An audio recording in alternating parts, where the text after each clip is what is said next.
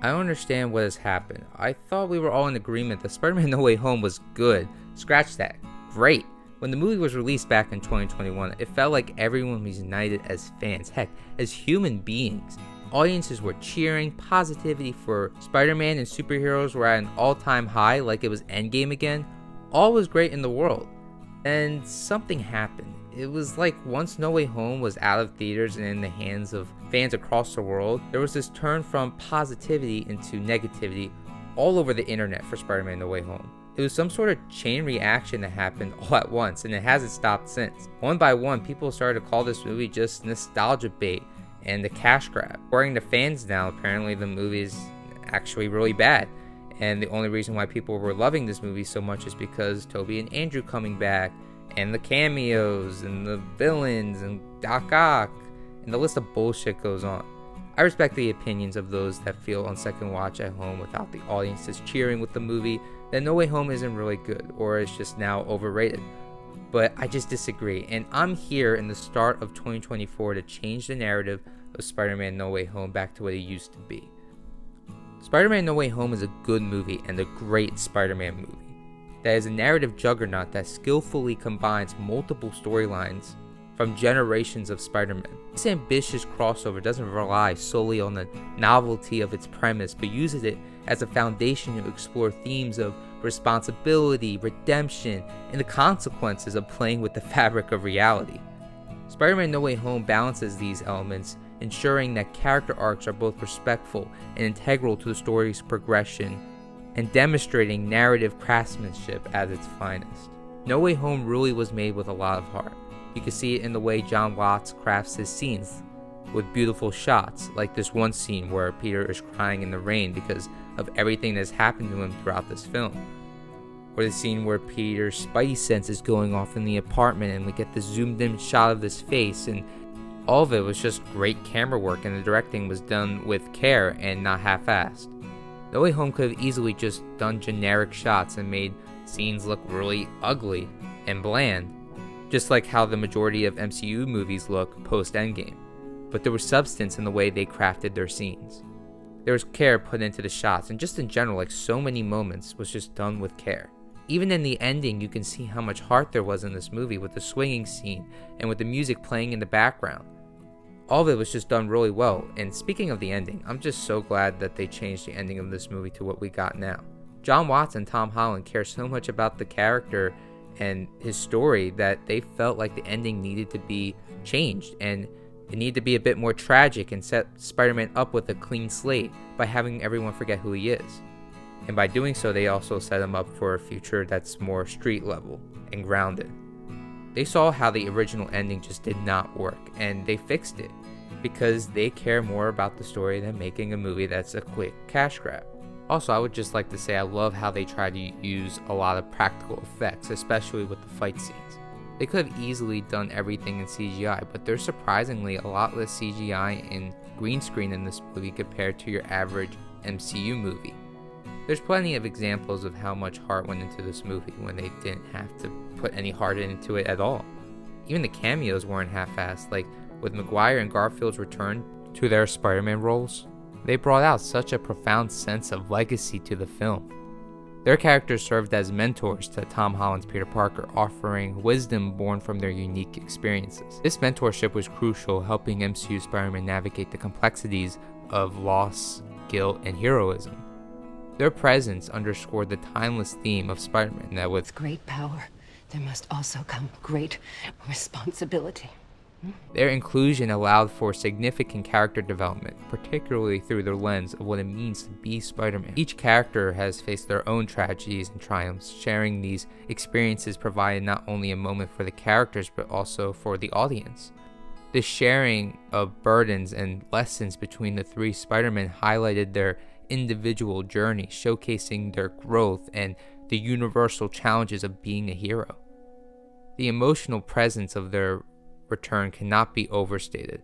For many fans, Maguire and Garfield represented pivotal moments in their own lives, mirroring their journey with the character of Spider-Man.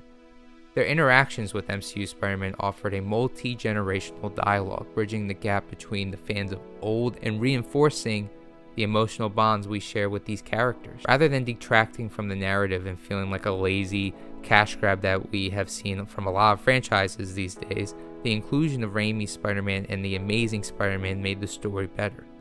They provided pivotal plot points, emotional support for Spider-Man, and a link to the Spider-Man mythos across cinematic universes. Their roles were carefully crafted to contribute to the film's central themes, rather than overshadowing the existing narrative. No Way Home is how you do nostalgia and cameos the right way, while something like the Arrowverse's Crisis on Infinite Earths or Doctor Strange The Multiverse of Madness is how you do cameos the wrong way, and make it feel like nostalgia bait crap that was made for a quick cash grab. Speaking of the other cameos in this movie, we also get the Spider-Man villains from the other Spider-Man movies, which were all done mostly well. Electro in Spider-Man No Way Home was done pretty well, and represents a significant evolution of the character, making him a standout villain within the Spider-Man Rogues Gallery. Unlike his previous appearance in The Amazing Spider-Man 2, where his motivations and development felt somewhat not fleshed out enough, No Way Home reimagines Electro with a depth and complexity that resonates more effectively with audiences. Jamie Foxx's return as his version of Electro, that is now yellow instead of being blue, is marked by a more nuanced performance, showcasing a character who is not only more powerful, but also more grounded in his motivations. No Way Home addresses some of the criticism of his initial portrayal by refining his backstory, giving him clearer, more relatable desires. This Electro is driven by a quest for recognition and power, themes that are universally understood and add layers to his character. This not only revitalizes the character for fans, but also integrates him more seamlessly into the overarching narrative of No Way Home. They also allow Jamie Foxx to add his own personality to the character, which makes Electro even more memorable in No Way Home. Sandman and the Lizard weren't really done that well, but they were still good in the movie, and to be fair, there was a lot that they had to put into No Way Home. So the fact that they weren't done poorly, just they weren't fully fleshed out, is an incredible feat. It was great seeing all of these villains interact, especially Doc Ock and Green Goblin. Doc Ock was a highlight in this movie, but the even bigger highlight was Green Goblin. This iteration of the character not only pays homage to Green Goblin's comic book origins and previous cinematic portrayals, but particularly Willem Dafoe's acclaimed performance in Sam Raimi's Spider-Man, but also refreshes the character for a new audience within the context of the MCU. The film navigates the balance between nostalgia and innovation, leveraging Dafoe's performance to deepen the character's psychological complexity and menace. Unlike his initial portrayal, which was groundbreaking for its time, this newer version explores the duality of Osborn and the Goblin in more nuanced ways, emphasizing the internal struggle and the impact of multiverse dynamics on his character. The reimagined Green Goblin is more than just a villain to Spider-Man. He represents a multifaceted threat that challenges the hero both physically and morally. Spider-Man No Way Home elevates the character from a mere antagonist to a symbol of chaos and unpredictability. This is further highlighted by the Goblin's ability to manipulate and outsmart not only Spider-Man, but also the characters pulled from different universes, showcasing his intelligence and strategy. I always liked Green Goblin from the Raimi movies, but never loved him until No Way Home. Green Goblin alone elevates this film so much, just like how Joker elevates The Dark Knight.